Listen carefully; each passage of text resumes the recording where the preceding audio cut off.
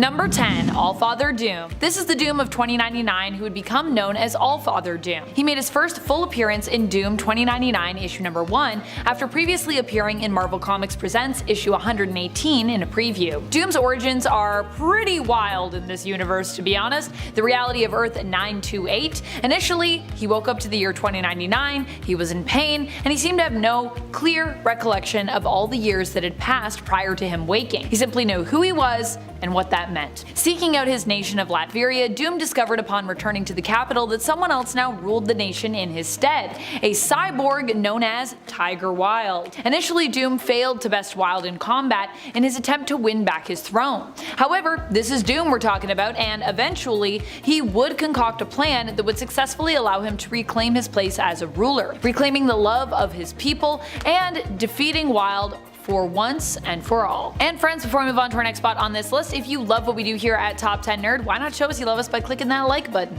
Just give it a little click. Woo! Number 9. What if Invisible Girl of the Fantastic Four married the Submariner? This version of Doom hails from a reality where Spider-Man was given permission to join the Fantastic Four, with the team becoming renamed as the Fantastic Five for a period. As a result of this, Susan Storm also left the team to be with Namor, breaking Reed's heart. Here, Doom was more easily defeated by the team now that Spider-Man had joined their ranks. While I'm sure this might sound disappointing to other Doctor Doom fans out there, don't be too disappointed by this loss, because this Doctor Doom over 772 would also go on to be chosen to set out to protect time. At first at the behest of the Whisperer, who actually turned out to be the villainous Kang alternate Immortus, and later in a bid to help stop Immortus and the Time Twisters, chosen to do so again by the Time Variance Authority, or as we fondly know them now, the TVA. Number 8. Doominator. In the reality of Earth 691, Doom actually was an ally to heroes in a battle to defend this Earth against the Martian Masters. A millennia later, it was revealed that Doom, long thought dead, was actually somehow still alive. Now, how did he do this? Well, he had taken the place of Wolverine, successfully killing Logan and then putting his own brain inside Logan's adamantium-coated skeleton, thereby taking control of Logan's form while also prolonging Doom's own life. Later, Rancor would end up traveling to Earth seeking out her ancestor Wolverine. Rancor and a disguised Doom both agreed to work together initially, but it was later revealed that Rancor had never really intended to actually follow through and actually planned on betraying Doom by attacking him, with him later revealing to her the truth of his identity once she had turned. Also, to be clear, I'm calling this character Doominator myself because kinda looks like the Terminator in that adamantium-coated skeleton.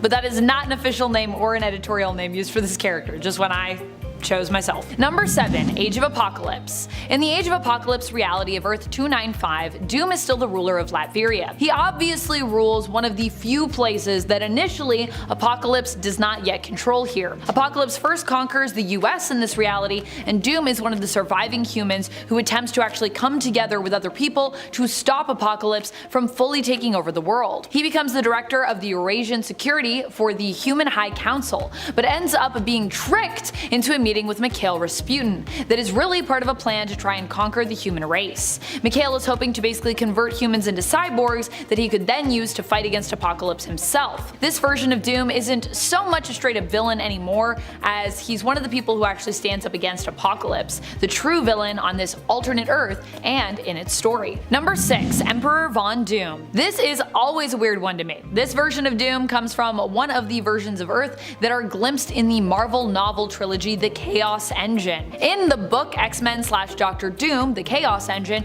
we visit Earth 892, where Doom, using the Cosmic Cube, is able to rule over Earth. In this story, 3 different villains get their hands on the Cosmic Cube, and are able to use it to rewrite history to basically create their own alternate Earths. In the reality that Doom rules, Earth 892, he has convinced Storm to join him as his wife and Empress. Together, the couple also have 2 children, a son and a daughter. I know, surprising. I mean, they do have chemistry, but I don't feel like Storm would ever marry Doom in the main continuity. Number 5. Cyborg Batman. Yes, there is a Batman-Cyborg hybrid who is part of the Batman Who Laughs Dark Knights, and yes, he is terrifyingly awesome. Murder Machine first appears in Dark Days the Casting in the Dark Multiverse Earth -44. In this world, this evil Batman cyborg comes about after the passing of Alfred Pennyworth in the Batcave by a group of Batman's villains. As Bruce Wayne's father figure and closest friend, Bruce took this loss hard, and he blamed himself. He asked Cyborg to make an Alfred Cyborg AI called Alfred Protocol in order to help Bruce like Alfred used to do. Unfortunately, like most AI in fiction, it went kinda mad with its directive of protecting Batman. It spread like a virus, took down all of the villains and then all of the heroes, and even took over Batman's own body since it didn't believe that he could protect himself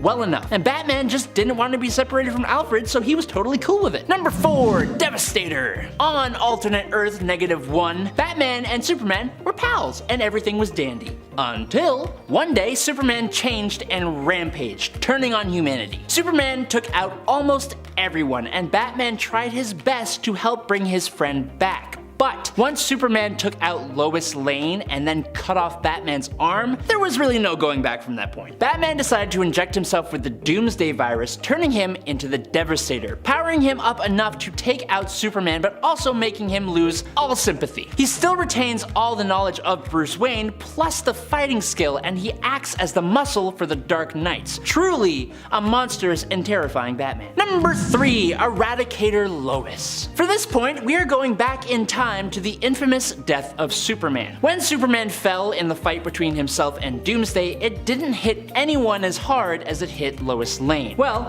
in the Dark Multiverse, something curious happened. After some time passed and Lois saw the effects of a Superman-less world, she eventually traveled to the Fortress of Solitude to return Superman's cape. What she never expected was for the Kryptonian Eradicator to show up. This defender of Krypton is the reason that Superman does eventually come back, placing Clark in the Kryptonian life matrix that was supposed to revive Superman. In this story though, it takes longer than expected, and so, assuming that the revival was a failure, the Eradicator instead places the powers of Superman into the body of Lois Lane. Unfortunately, this is the Dark Multiverse though, and so this newly superpowered Lois Lane throws almost all caution to the wayside and uses her powers recklessly, saving the day, sure, but with no regard for collateral damage or repercussions. She ends wars, feeds the hungry, destroys the military-industrial complex, all that good stuff, but she also wipes out countless lives, including Batman's, and she's even responsible for the fall of Superman again when he does finally return. The whole story is pretty tragic, but that also makes it one of the best ones to come out of the Dark Multiverse, in my opinion. Number 2, the Batman Who Laughs. The Batman Who Laughs is arguably one of the most dangerous versions of Batman who has ever lived, other than Batman himself. If you don't know yet, he is a Dark Multiverse version of Batman who took down the Joker, but inadvertently infected himself with a strain of Joker toxin. The resulting transformation turns this version of Bruce Wayne into an amalgamation of Joker and Batman. All the intelligence and resourcefulness and martial skill of Batman mixed with the buck-wild, psychotic, murderous mind of the Joker. He is pure chaos and destruction, and he lays waste to his own Bat family and the whole Justice League. He has a pack of Jokerized Robins, and he is the leader of the Dark Knights. He is also a lieutenant of the Dark God Barbados, and he convinced Perpetua, the original creator of the multiverse, to choose him as her lieutenant, eventually acquiring cosmic power and becoming an even bigger threat than even Perpetua herself. And finally, in at number 1, it's Saint Batman. As some of you may know, when Bane broke the back of Bruce Wayne in the Batman Nightfall storyline, Bruce was briefly replaced as the Dark Knight in favor of John Paul Valley, otherwise known as the somewhat extreme crime fighter Azrael. Eventually, the status quo was returned and Bruce took the mantle of Batman back, but as you know, in the Dark Multiverse, everything can and will happen, and so of course, we see the dark outcome of what would happen if Bruce never got to take back his cowl. In the Dark Multiverse version of Batman Nightfall, John Paul Valley doesn't return the mantle, and instead, believing himself to be the best successor to the Batman name, he defeats Bruce Wayne and the entire Bat family. Over the next 30 years, John Paul, now going by Saint Batman, has destroyed and rebuilt the city of Gotham. He stripped Bruce of his arms and legs and keeps Bruce on life support, just trying trying to get Bruce to admit that John Paul was the right choice for the role of Batman. Unfortunately, Saint Batman had crossed the wrong people, and he suffered a pretty brutal defeat at the hands of Lady Shiva, the son of Bane, and a restored cyborg Batman. Number 10. What if Gwen Stacy had lived? I kind of love this one for Norman Osborn. I mean, he's a complex dude, and while sure, he's usually one of the worst folks out there, I do believe that there is at least some good in Norman. In fact, most of the reason that he tends to even become evil is because of his goblin persona. In What If, issue number 24 from the original series, we answer one of the most often contemplated questions in Marvel Comics history. What if Gwen Stacy had lived? For Peter, this means proposing and getting engaged to the girl of his dreams, while also having his secret identity exposed, leaving him trapped in his own city. For Norman though, this leads to a reconciliation with his son Harry that seems to send him towards a permanent path of recovery when it comes to his mental state. So he actually gets a kind of happy ending, I guess, here. And friends, before we move on to our next spot on this list, if you love what we do here at Top 10 Nerd, why not show us you love us by clicking that subscribe button? And if you're already subscribed, thank you. Number 9. Green Goblin 2099. Green Goblin 2099 is also known by the name of Galactic Goblin. You might be surprised to hear that this version of Green Goblin is actually still just Norman Osborn. That's right, Norman in this version of the story survives till the year 2099. Although, to be clear, this isn't the same 2099 potential future that Miguel O'Hara hails from, known as Earth 928. Instead, this alternate future is known as Earth 2099. To maintain his youth, Norman utilized the Green Goblin serum as well as his descendants, basically sacrificing them to keep himself young. Number 8. Mangaverse. Yep, Norman also has an alternate that exists in the Marvel Mangaverse. Oh boy, if you can believe that. The Mangaverse is exactly what it sounds like, a Marvel reality where everything is mangafied, from the stories, to the characters, to the dialogue, right down to the art. At least, that's the intention here.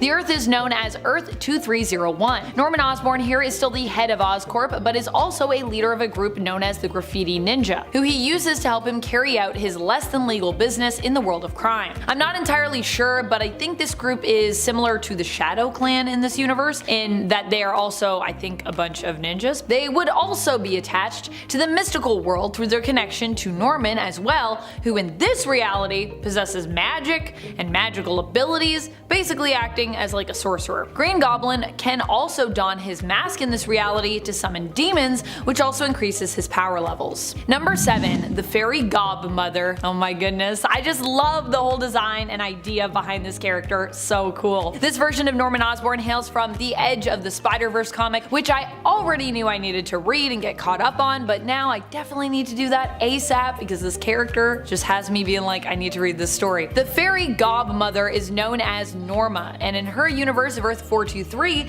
she is the godmother of Princess Petra, who actually inherits her spider-like powers from making a deal with Norma, with Petra becoming the hero known as Spinstress. I gotta say, the design for both of these characters is straight fire. We really only see the Fairy Godmother in the 2022 Edge of the Spider-Verse series in issue number 4, and then once more again in the 2023 Edge of the Spider-Verse in issue number 2. At least, thus far. But I'm hoping we might see more of this character and Princess Petra as time goes on. Number 6. Goblin God. This is the version of Green Goblin who hails from the MC2 reality of Earth 982. For those who are unfamiliar with this Earth, this is an alternate reality where Peter and Mary Jane were actually permitted to grow up, settle down, get married, and stay married, and ended up having a family. It's a legacy-based world where heroes actually age and retire, with time actually moving forward, and their kids and other young heroic proteges taking over. Goblin God in this reality took Peter and MJ's daughter, but did not harm her, and instead ended up cloning her. In a final fight against Spider-Man, Peter lost his leg and Norman presumably lost his life,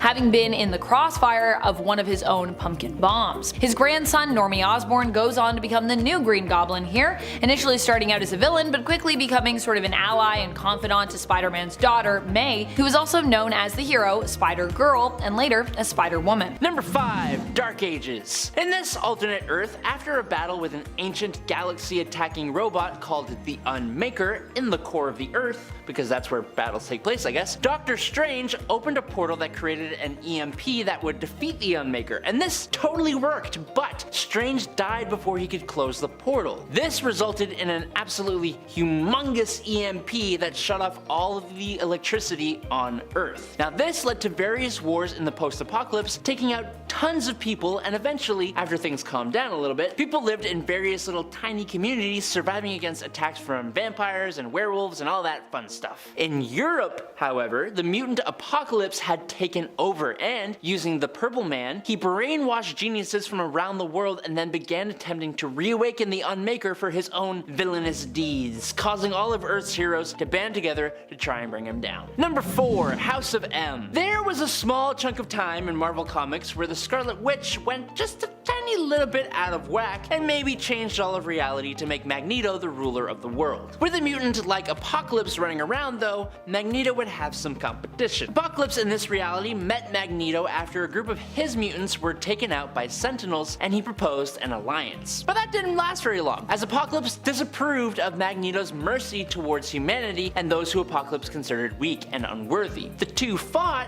but Magneto, being in this alternate reality controlled by the Scarlet Witch, emerged as the leader of the mutant resistance, but still, after a Sentinel attack, Magneto declared war on humanity yet again. Apocalypse, since his defeat, would continue to serve Magneto, freeing a number of imprisoned mutants in exchange for control of the whole of northern Africa. Later on in the timeline, Magneto would give Apocalypse the task of eliminating the Black Panther, and so Apocalypse would lead Sabretooth, Iceman, Angel, and Nightcrawler in an attack on Wakanda, and that is a really cool team. They didn't really expect Prince Namor and Emperor Sunfire to be there though, assisting the Black Panther and Storm. During their battle, Apocalypse went looking for the Panther inside his castle, only to find Black Bolt, who destroyed Apocalypse with a little tiny whisper. Very cool. Number 3. Messiah War. In the alternate future setting of the awesome Messiah War story, Strife, the uninfected clone of Cable and an incredibly powerful mutant, has ruled the world after Apocalypse's hibernation. In this reality, Apocalypse was attacked and defeated by the combined efforts of Strife and Bishop. Nearing the end times, he used his remaining powers to telepathically call on what seems to be his favorite horseman, Angel, who at the time was a member of X-Force. Apocalypse commanded Angel to end Apocalypse's life since he views himself as weak,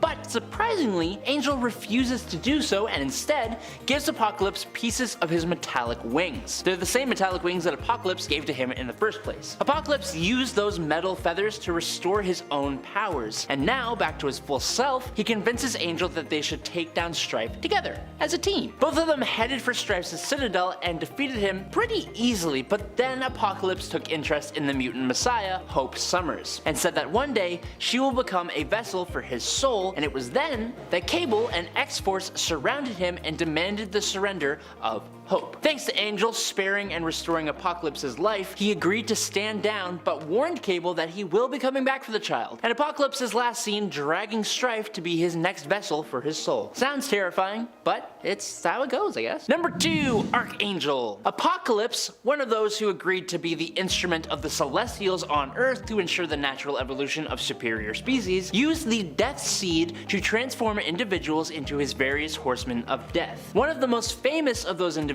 was Warren Worthington III, aka Angel, who then became Archangel. After Apocalypse's demise, it triggered an ascension protocol within Warren's Death Seed that turned him into Archangel. This protocol began to transform Warren, essentially, into a new Apocalypse to fill the place that Apocalypse held as the one charged by the Celestials with aiding the natural evolution of superior species on Earth. I hope I never have to say that sentence again. Trying to delay or prevent this from happening, X-Force went into the multiverse to find the Age of Apocalypse reality to obtain a life seed that would destroy Warren's Death Seed. But psych! That whole plan was under the advice of Dark Beast, who being a villain was working for Archangel the whole time, and they ambushed X-Force. The life seed was crucial in his plan to scour all life from the world, replacing it with new life grown from the life seed. The mutant Psylocke then decided to appeal to whatever was left of Warren inside this new Apocalypse form, and he made her into his Horseman Death. But luckily, she has Jean Grey around, who broke her free of Archangel's control, and she stuck him with a life seed, which completely ended his life and then rebirthed him as a new person, and he was all good again. Coming in at number 1, it's the Apocalypse twins. During Warren's time as Apocalypse, he may or may not have gotten into a little business with the Horseman of Pestilence known as Ishusumi, which, after his defeat, happened to produce 2 little terrors known as Uriel and Iman, aka Archangel's heirs, aka the Apocalypse twins. In a slightly unexpected turn of events here, they were stolen away by Kang the Conqueror of all people, who feared what they would become, and the three of them disappeared into the time stream. As you could expect, growing up under Kang the Conqueror was extremely rough, as he was horrible to them, and so the twins grew up to understandably be pretty horrible themselves. After Archangel was defeated, the son of Apocalypse, William Rolson, attempted to gain his own death seed from the Celestial Gardener and become the new Apocalypse. This is when the Apocalypse twins showed back up out of the time stream, wielding the Asgardian axe Yarnbjorn, which they stole from Kang the Conqueror, and they sent that Celestial to its form of an afterlife. They next attacked the Peak, aka the headquarters of S.W.O.R.D., and then following that they took out most of Clan Akaba and destroyed Akaba City. They then used life seeds and death seeds harvested from the Gardener to resurrect Sentry, Banshee, Grim Reaper, and Daken as the four Horsemen of Death, which was totally awesome. But then they framed the Earth for the passing of the Celestials so that Exitard the Executioner, another Celestial, would destroy it, and they almost got away with it too if it weren't for the time-traveling Kang the Conqueror and some X-Men, always saving the day. Number 10. DCU/DCEU. One of my all-time favorite versions of Harley Quinn, of course, comes to us from the DC live-action universe. This version is played by Margot Robbie, who I think I am quickly becoming a lifelong fan of. Every time I see a new film where Margot is involved, I pretty much love it. Okay, maybe except the first Suicide Squad film, but at the same time I do still love parts of that film, with Margot's Harley Quinn being one of the main highlights for me. I think when it comes to Margot Robbie, just her commitment and love of the characters that she plays, no matter who they are, is what really draws me in, and her portrayal of Harley Quinn is no exception. She definitely gives it her all and really seems to love playing the character and being involved in a lot of the stunts, or at least as many of the stunts as production will allow her to participate in. She definitely also has stunt doubles for stunts, which are deemed, of course, too risky. That's very common in productions. Still, it's clear that Margot has fun as Harley, which also adds to the portrayal, as I feel like Harley Quinn is so often looking for the silver linings in her life and trying herself to have fun, even when she finds herself in a less than ideal situation. And this really rings true with Margot Robbie's portrayal.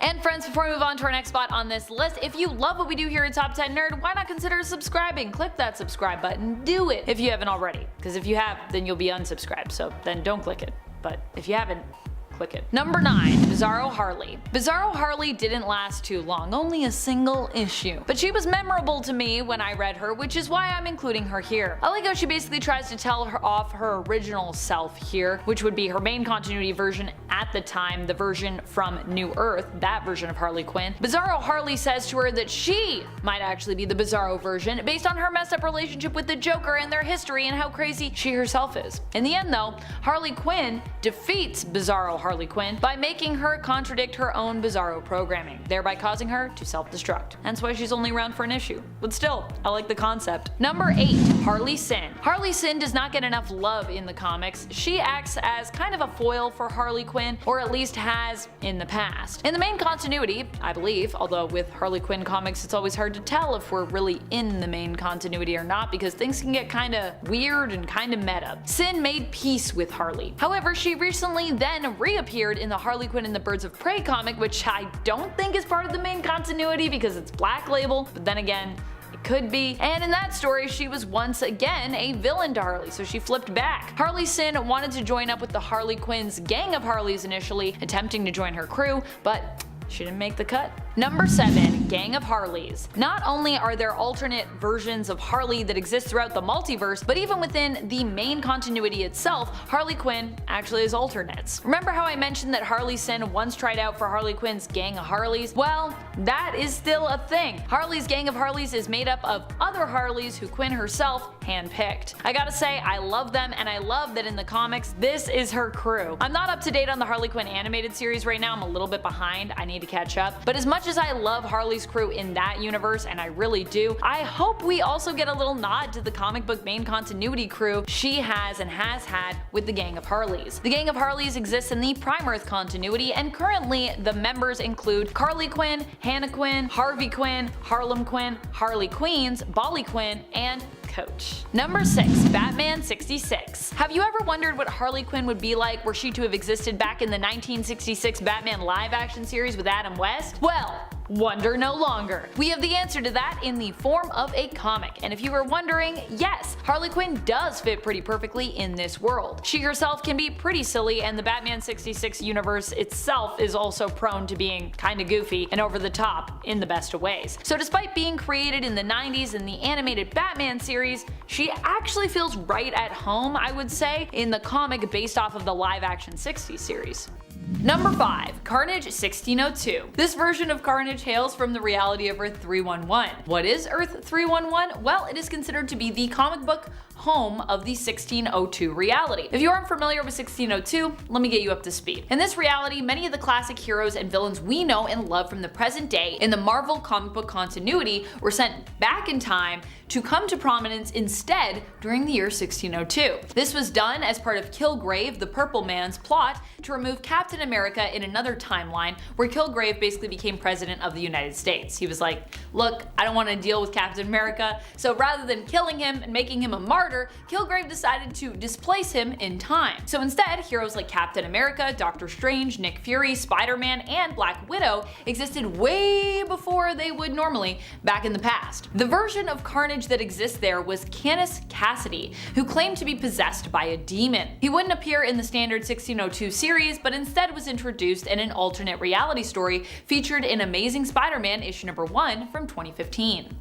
Number 4. Aunt May. Yep, there is an alternate version of both Aunt May and Carnage combined together out there. This version of Aunt May is sadly a lot more evil than her usual self. Or maybe not so sadly if you are into an idea of an evil Aunt May. She appears in the 2019 Spider-Verse comic where she faces off against Spider-Man and Miles Morales. Spider-Man, who is the spider-themed hero of Reality 3123, is forced to channel the power of all her heroic alternates across the multiverse in order to defeat this version of Carnage. So while she might be Aunt May, that doesn't mean she is any less ruthless or horrifying than, say, the Cletus Cassidy of Earth 616.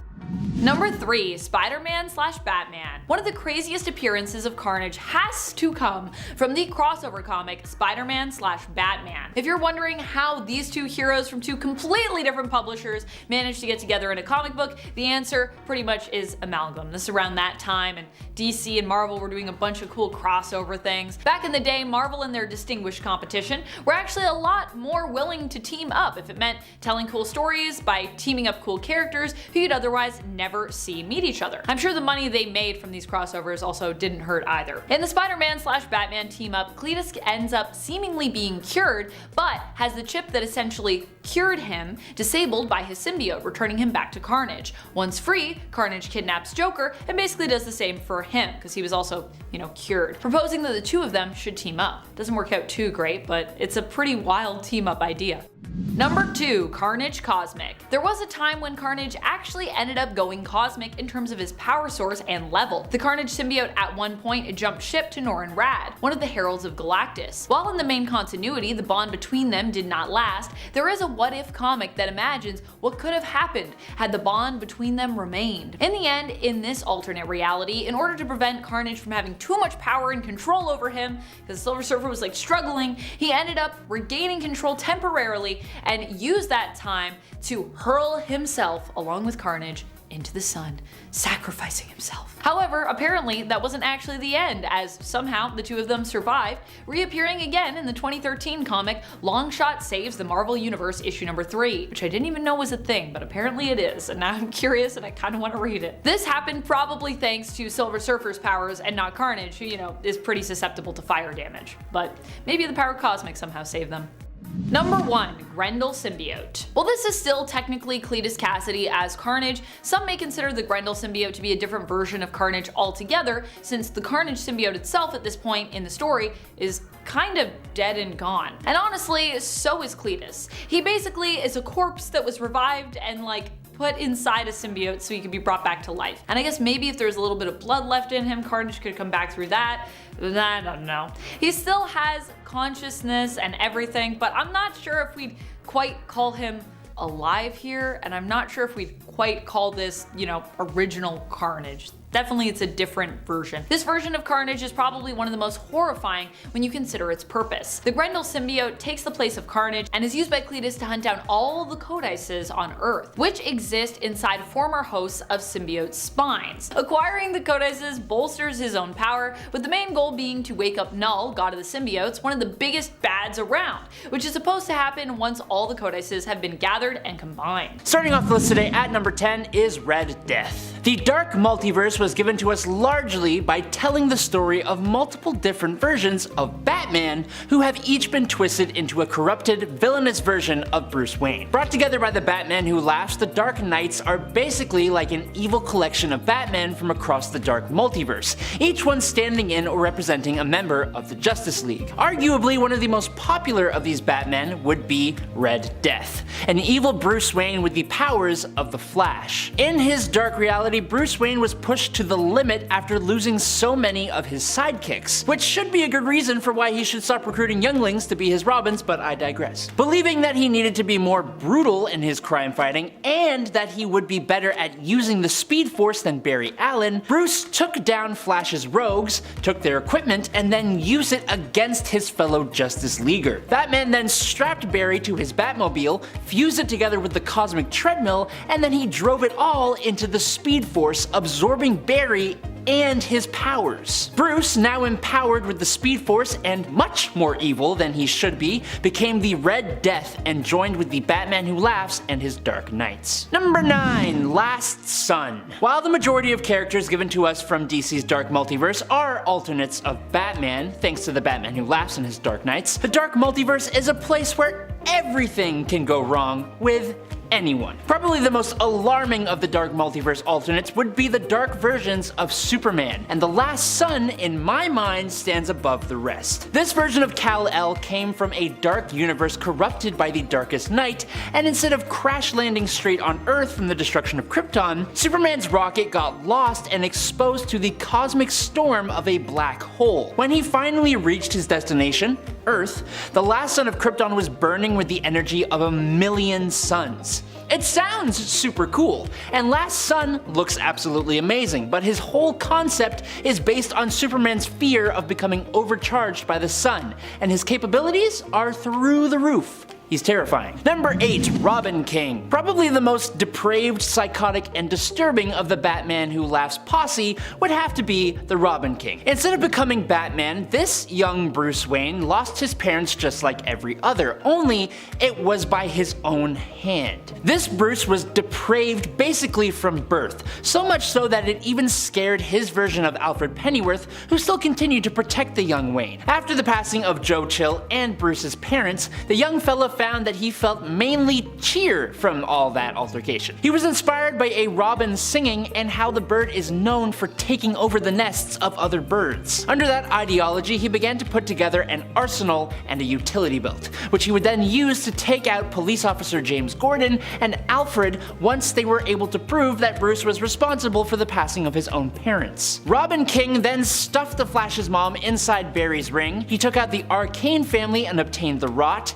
he somehow managed to take out Swamp Thing, and he got away with it all because everyone thought he was just some kid. This guy even obtained and then modified the anti-life equation, a manhunt consisting of Adam Strange, Balloon Buster, Enemy Ace, Firestorm, Hawkgirl, and Hawkman all fell to this Robin King before he was finally recruited by the Batman Who Laughs, and he even posed some resistance to that guy. All this from an untrained Bruce Wayne. It's too much. Number 7. Dawnbreaker. Of all the Dark Knights recently introduced in Dark Knight's Metal, aside from their leader, the Dawnbreaker stands among the others as one of the most creative and possibly terrifying combinations. This blending of Bruce Wayne with Green Lantern, while based on two heroes, is definitely not a good guy. After Bruce Wayne's tragic loss of his parents, the Green Lantern ring comes to him and grants him the powers of a Green Lantern, right there in the alley. Now, if you know Batman, you'll know that he has likely one of the strongest wills on Earth, even though that's not really talked about. So strong, in fact, that it allows him to overpower the programming of the Green Lantern ring and do things that Green Lanterns are not supposed to do,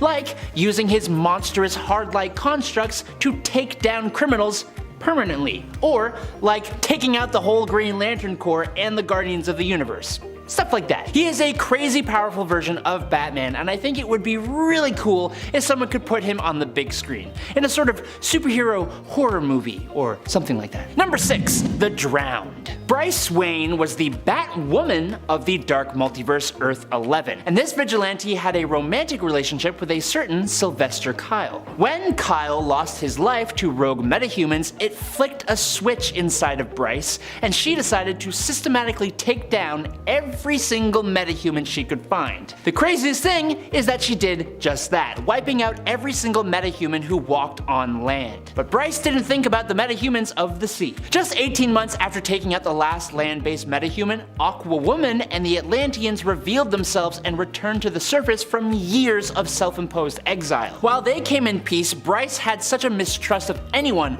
especially these Atlanteans that were obviously also metahumans. When peace talks devolved to an all-out war, Bryce modified her human form with biochemical augmentations, like the ability to control water, breathing underwater, healing faster, and bolstering her muscular, skeletal, and bodily tissue density. She gave herself a kind of dark hydrokinesis which could corrupt those fighting against her into ravenous sea beasts under her command, and designed her own army of hybridized sea creatures called Dead Water. All of which was bolstered up by the trident that she pried from the cold hands of a completely decimated Aquawoman. She then drowned the world, and it was then that she was contacted by the Batman Who Laughs. Halfway through into number 5, Sorcerer Supreme. Yeah, you thought that Alligator Loki was scary? What about Sorcerer Supreme Loki? That's true terror. Following his dethronement in the 2017 arc Loki Sorcerer Supreme, Doctor Strange was stripped of his title, his abilities, and his aide Zelma, leading to him becoming a veterinarian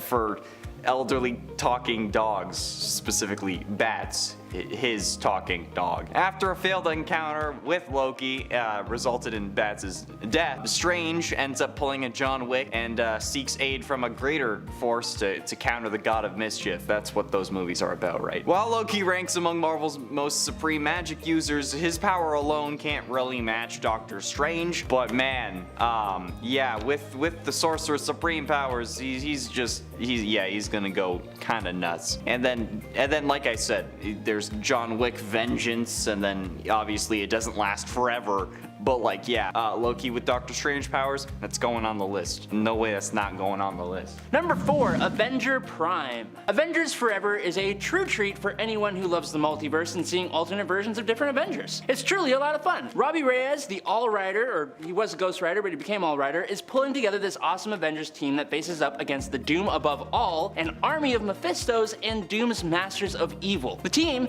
is super cool, but during a critical battle against multiple versions of Doctor Doom and Mephisto, the multiversal Avengers seem to have no magic users, which is super weird, but then the Avenger Prime comes waltzing out of a portal stating that he is the Prime Avenger because you can't have the Avengers without a Loki to bring them together, and it's Loki as Avenger Prime, and it's super cool. This Loki became King of Asgard and a hero, and then he discovered the other Lokis in the universe were bad guys who always fought the Avengers. So he made sure his Avengers never existed and fought all of Earth's threats himself, which led to the end of life in his universe, including his own. But then he woke up in the God Quarry, where he came into contact with alternate versions of Avengers, creating the multiversal Avengers and an Avengers Tower inside the God Quarry to run the whole thing. That's all I have to say about that. In at 3, DB Cooper. DB Cooper is an alias associated with an unidentified man who commandeered Northwest Orient Airlines Flight 305, a Boeing 727 airplane. In November of 1971, Loki lost a bet to Thor, and as a result, he had to visit Earth in order to pull off a heist. He hijacked the Northwest Orient Airlines Flight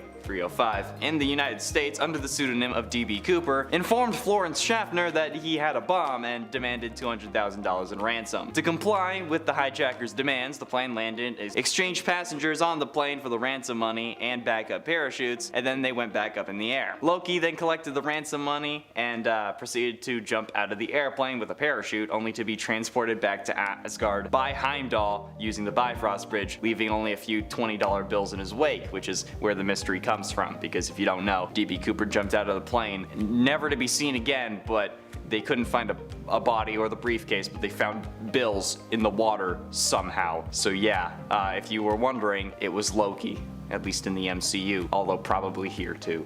We just haven't figured out that they're real yet.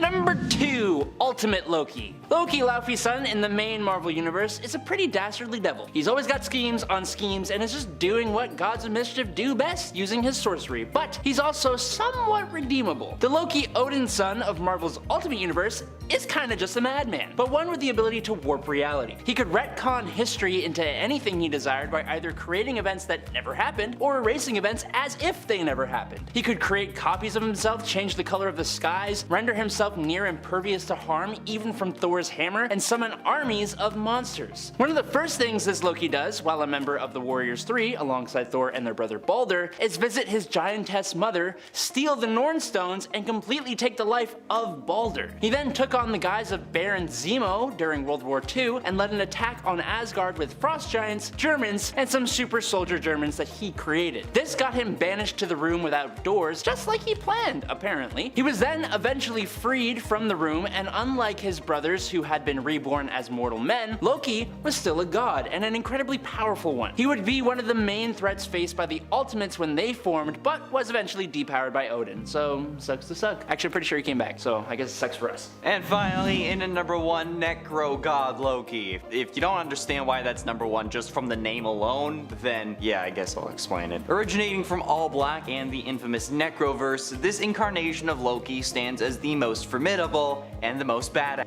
Following the closure of Agent of Asgard, Kid Loki, and King Loki's narratives, Loki becomes consumed by vengeance against all of life. Yeah, when you're tired of fighting against your brother, why not fight life? In a catastrophic turn though, he orchestrates a cosmic scale level devastation of just everything, binding with All Black, the Necro Sword, by deceiving Ego, the Necro World. He turns Ego into the sword's other end, acquiring immense power, and yeah, notably Necro God Loki clashes with old King Thor, resulting in the extinguishing of the sun, and he ruthlessly wipes out Earth's entire population. Yeah.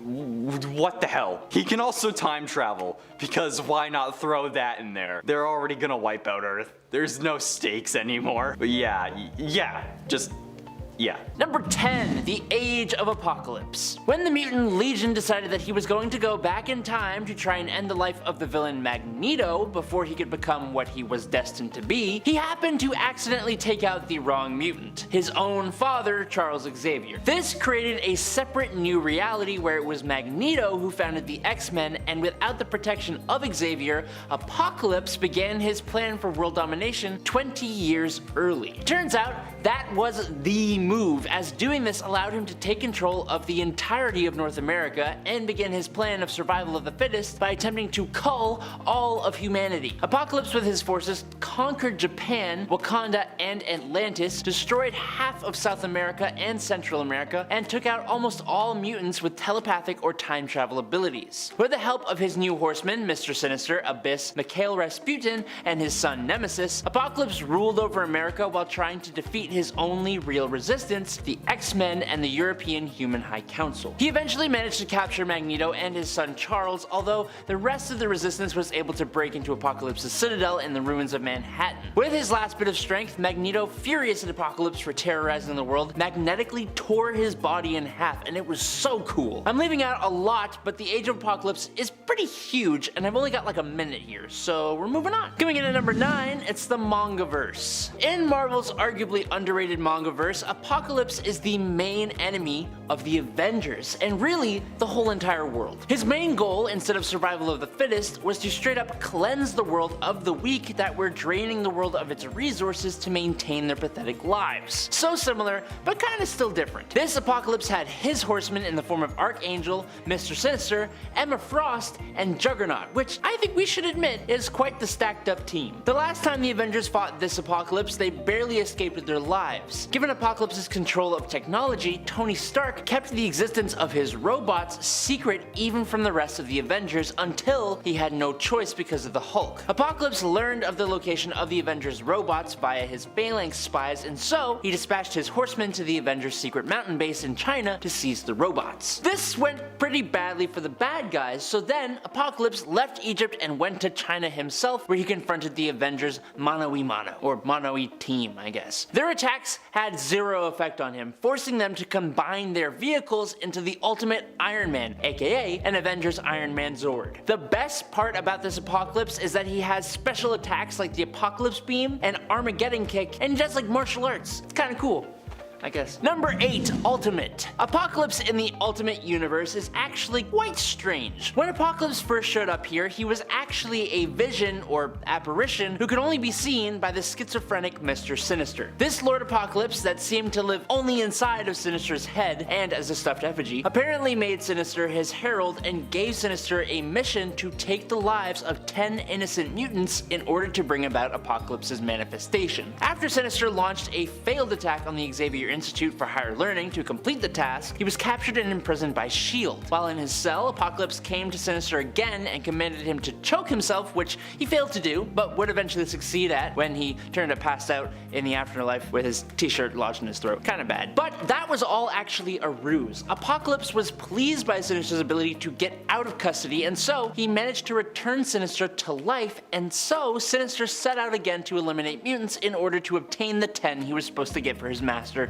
in the first place. A number of these he accomplished when he launched an attack on the Morlocks in their home, and when the X-Men arrived as his final offering to Apocalypse, Sinister took the life of Angel, even though the X-Men tried their best to stop this. Having completed his mission, Sinister then just rose up into the air and then up to the surface of New York, where he physically transformed into Apocalypse. It turns out he was not crazy at all, not by a long shot, as Apocalypse proved more than capable of taking on the X-Men and the Morlocks with his ability to steal other mutant powers and disable them. He ripped off the arm of Wolverine and caused the mutants in the city to all begin attacking each other and the other heroes. The Fantastic Four showed up but were attacked by the controlled X-Men, and eventually, thanks to carefully thought out plans by Cable and Bishop, plus some intervention by Jean Grey as the Phoenix, a complete catastrophe was avoided and Apocalypse was defeated. Boom. That was long. Number 7, Earth 4935.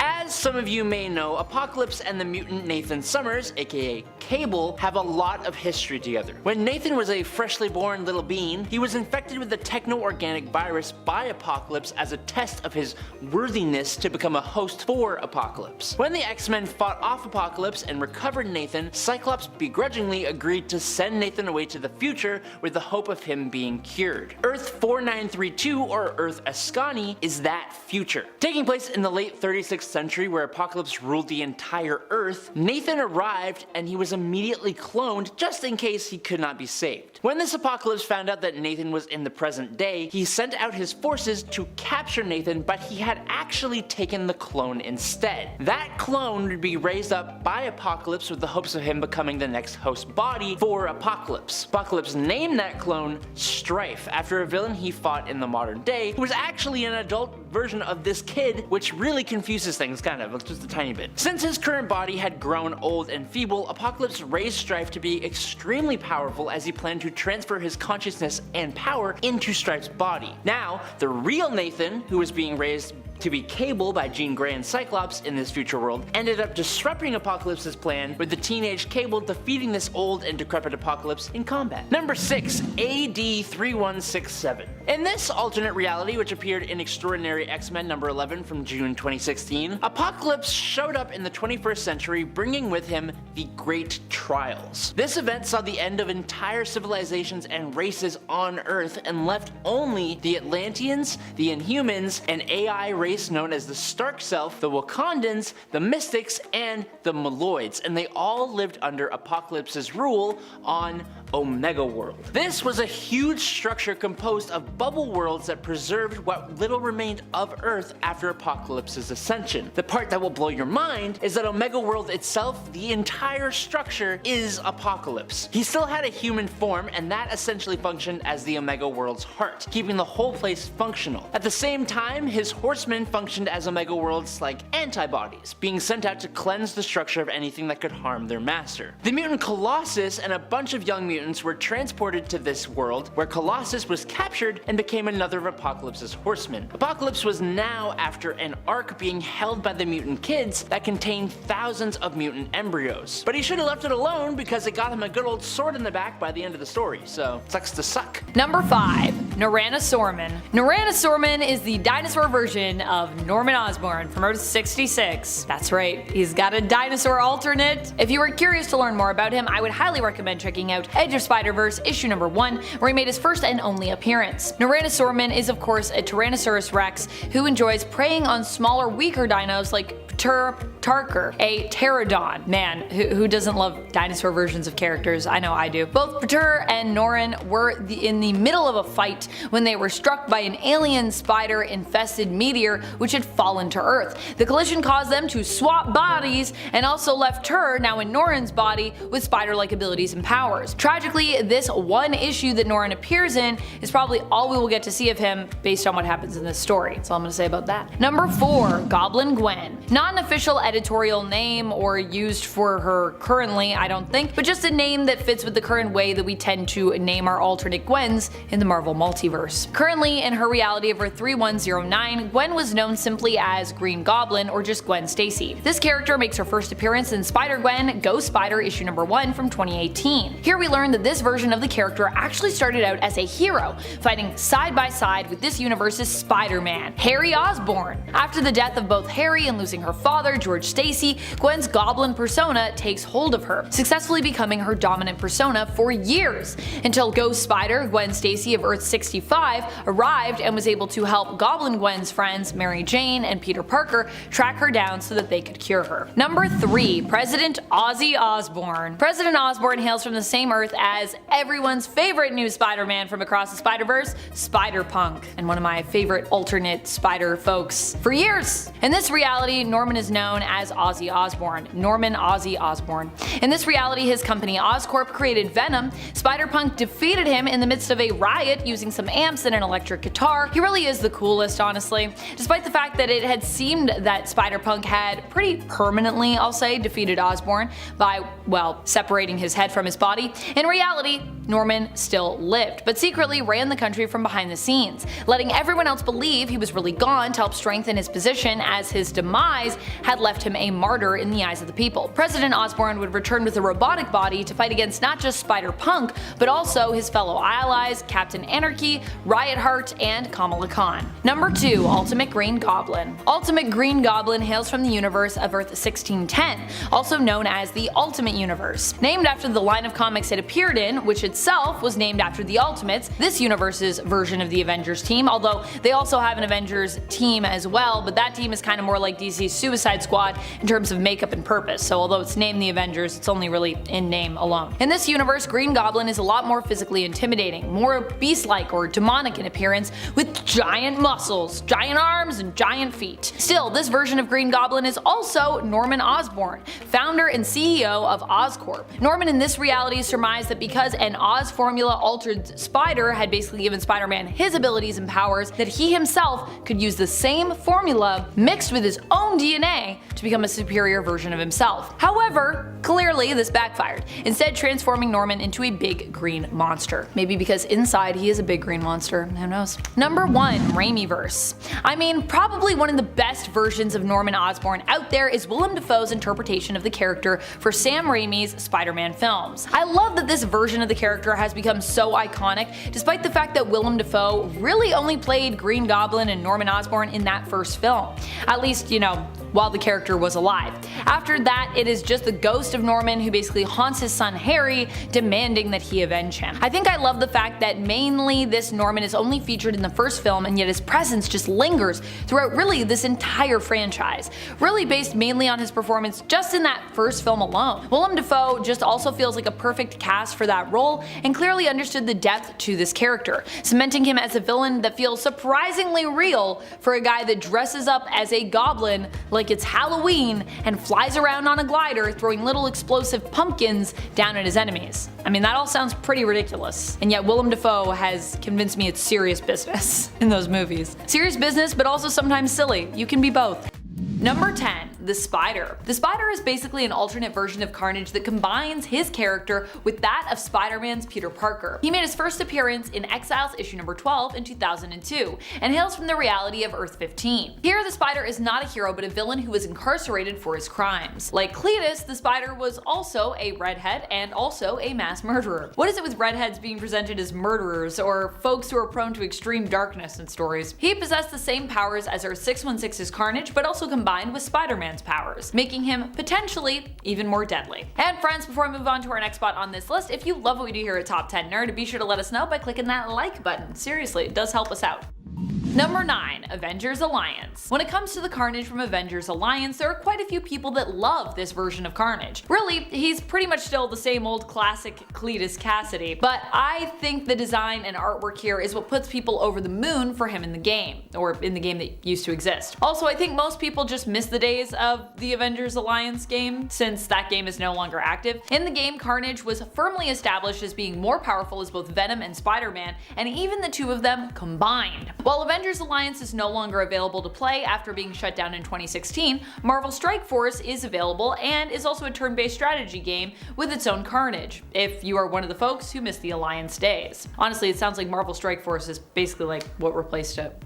Number 8. Maximum Carnage. Carnage has become so iconic as a character that obviously he doesn't just exist in the comics and the animated series and even in live action. He also has shown up in various video games as well, including the Maximum Carnage video game from way back in the 90s. Yeah, he's been doing video games for a long time. Oh boy, what a time that game was. This side-scrolling adventure had you playing as the various heroes from the comics in an attempt to take down villains Carnage, Shriek, Demogoblin, Doppelganger, and Carrion. The game, like the comic book storyline of the same name, is iconic, beginning with Carnage's escape from prison and with him teaming up with Shriek. They then go on to run into Doppelganger, who they kind of adopt into their group, with Shriek kind of treating Doppelganger like he's their child. Carnage here decides to go on the offensive after his escape from prison, hoping to take his fight in this side-scrolling world straight to Spider-Man and Venom. And that's where you as the player come in, obviously.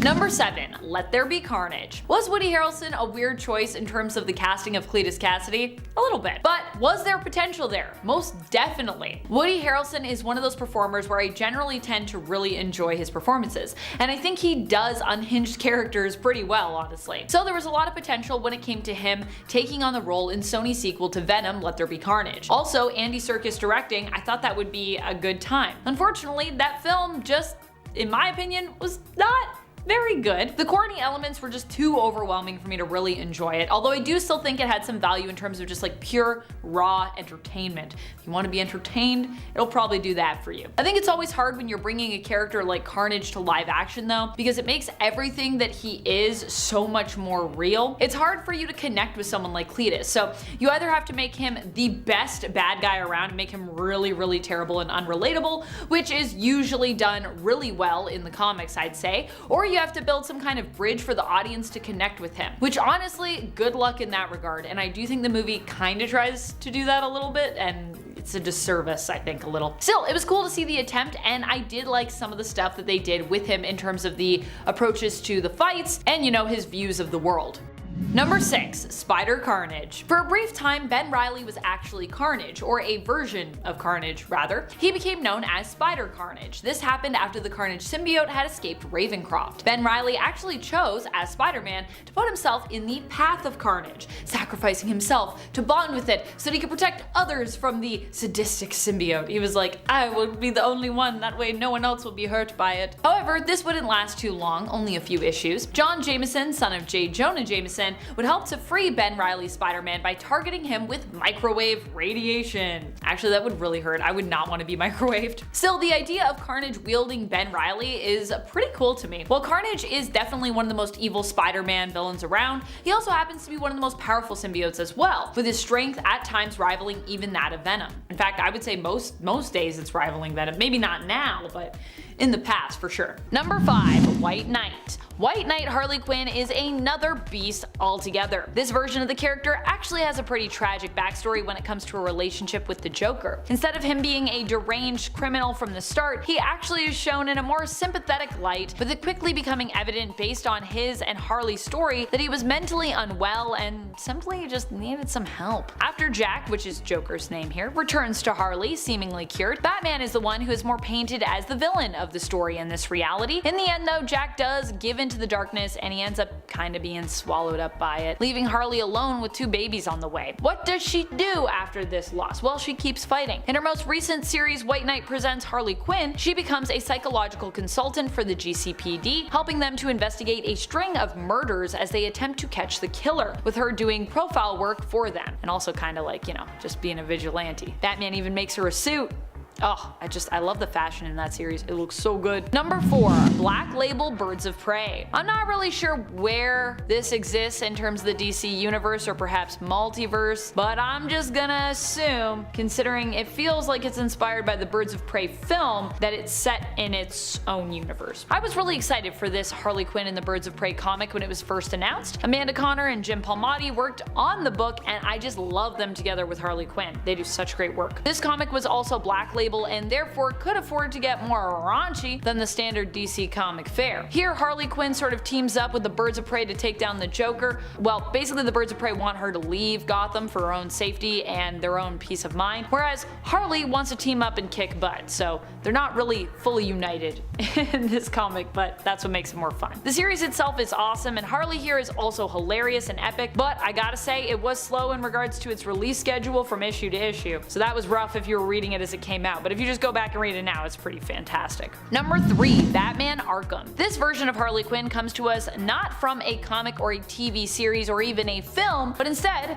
from a video game, or rather a whole series of video games. The Batman Arkham games actually played as important a role to the way Harley is presented in live action animation and comics today as her first animated appearance did in regards to shaping her first comic book appearance. When we talk about alternate versions of Harley, she really is a character where her alternate selves actually help to further define and establish the nuances of her main continuity character. Harley's appearance in the Batman Arkham games made her even more sexy and powerful, I'd say, and also saw changes to her costume that definitely influenced her comic book and live action appearances. Also, you really can't go wrong with Tara Strong or Arlene Sorkin's performances when it comes to Harley in these games. Number 2. Batman the Animated Series. Technically, this version of Harley Quinn could be described as the original Harley Quinn, voiced by Arlene Sorkin. Batman the Animated Series is where Harley Quinn first appeared. She was originally intended to be more of a smaller role, a temporary girlfriend and accomplice to Mark Hamill's Joker. However, when we talk about alternates here on Top 10 Nerd, we're usually comparing different versions of the character to their mainstay comic book counterpart. As such, I'm including Sorkin's portrayal here, despite it being the first and possibly the most iconic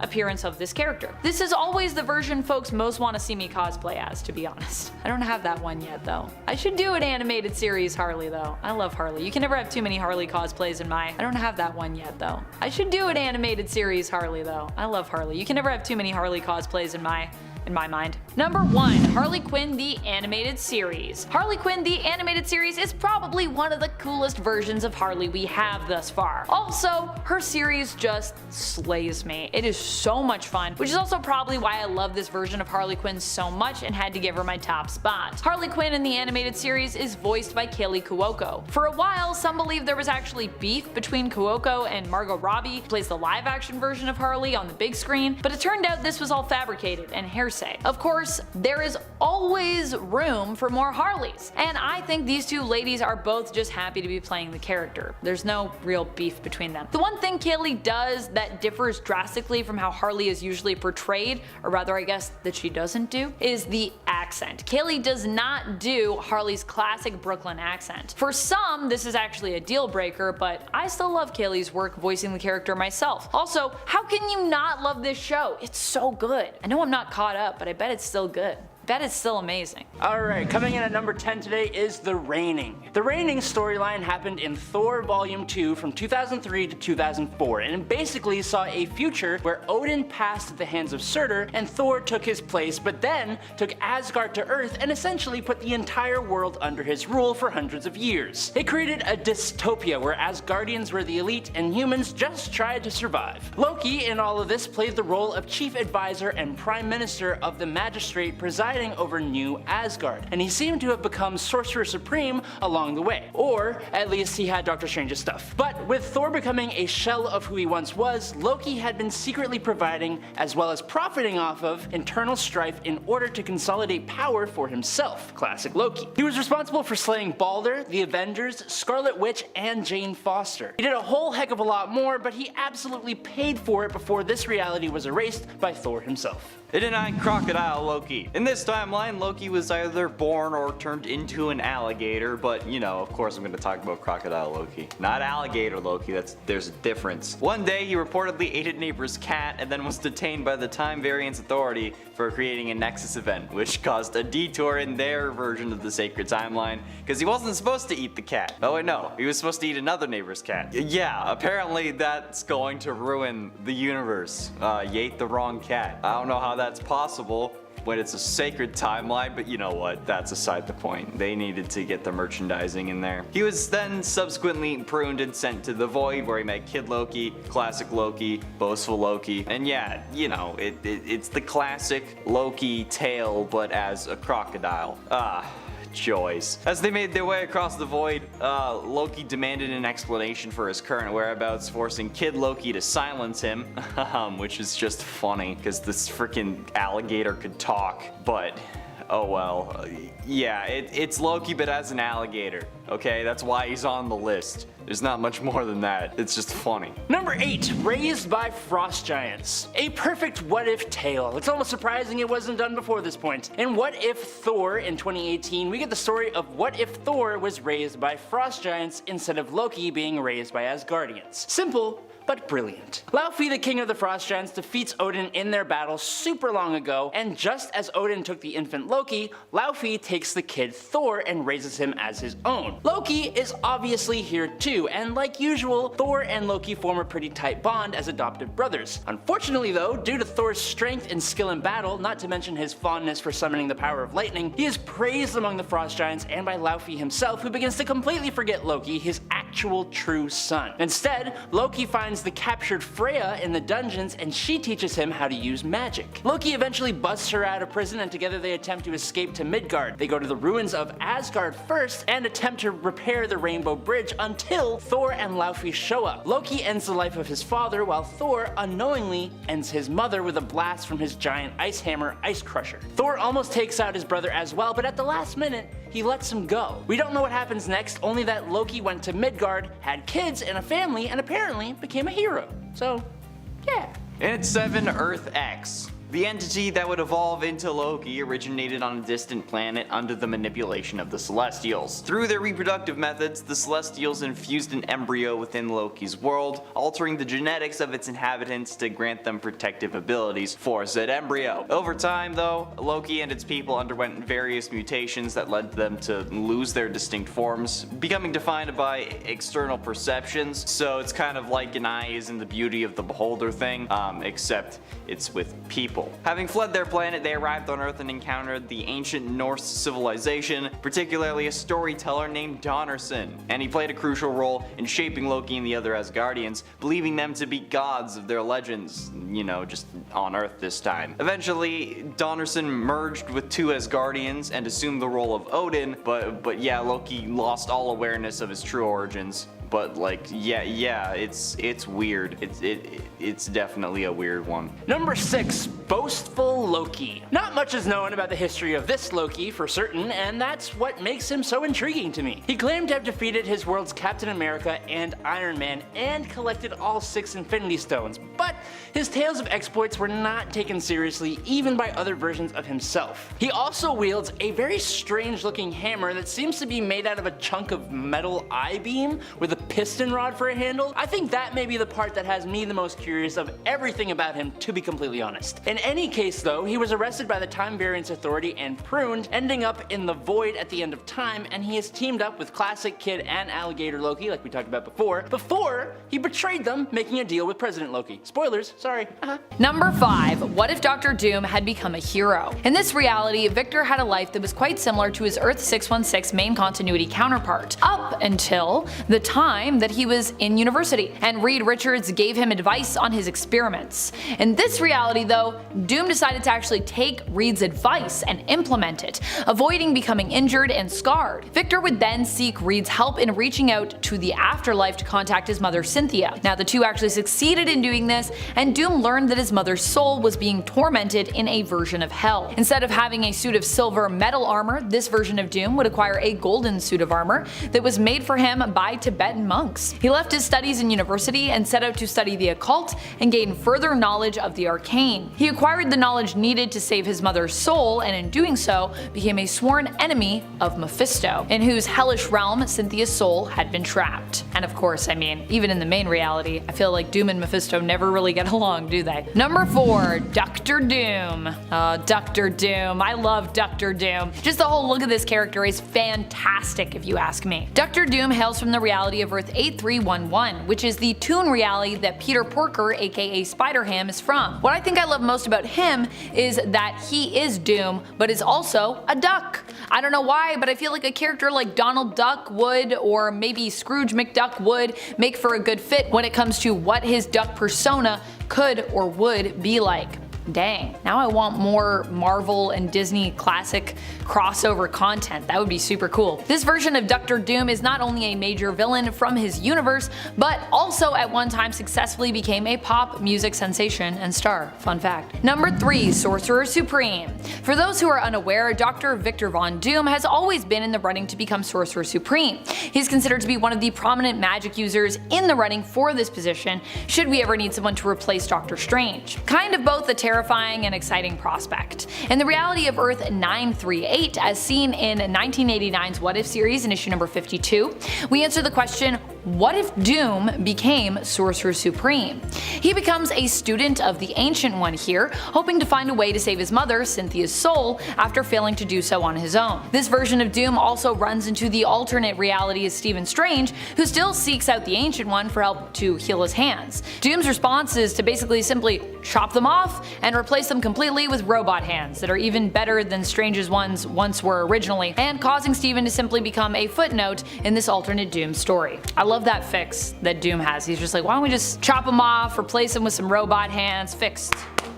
Number 2. 1602. I just love the whole design of Count Otto von Doom. He looks amazing. I mean, a lot of things in 1602 are well designed, to be honest. This version of Dr. Doom is from the reality of Earth 311, also known as the 1602 reality. Here the heroes and villains of the Marvel Universe existed much earlier than their comic book counterparts, coming to prominence in the year 1602. In this world, Doom is still the ruler of Latveria and is obsessed with power. Also a villain in this universe, Doom seeks power at any cost, and is willing to go to great lengths to remove anyone in his way on the path to getting it. Number 1. God Emperor Doom. God Emperor Doom is one of my favorite versions of this character. Technically, he is still part of the main continuity, but also, technically, that is also an alternate reality that Reed Richards and the Fantastic Four cleaned up. So although it exists as part of the main continuity in a linear sense, it doesn't really exist for Doom anymore. I don't think he'd even remember that any of this happened. God Emperor Doom is a version of Doom who basically ended up ruling all of reality during the 2015 Secret Wars event. How did this happen? Why did this happen? Well, because the incursions were destroying the multiverse, things, universes, Earths colliding with each other, and fortunately, Dr. Doom was able to save everyone by taking the power of the Beyonders, and more specifically of Molecule Man, which is how we later find during the event that he's had all this power, for himself. He used this newfound power to create the patch-like battle world, where basically each realm represented a different universe, for the most part. However, this world left much to be desired, and everyone also seemed to be kind of beginning to realize, waking up to the fact that Doom was controlling and manipulating them with his power, and keeping the truth of what had happened from them. They rebelled, and in the end Reed Richards ended up being given Molecule Man's powers. He and the Fantastic Four would then use them to rebuild the multiverse, which is why this world no longer exists, but it still happened. It's a thing.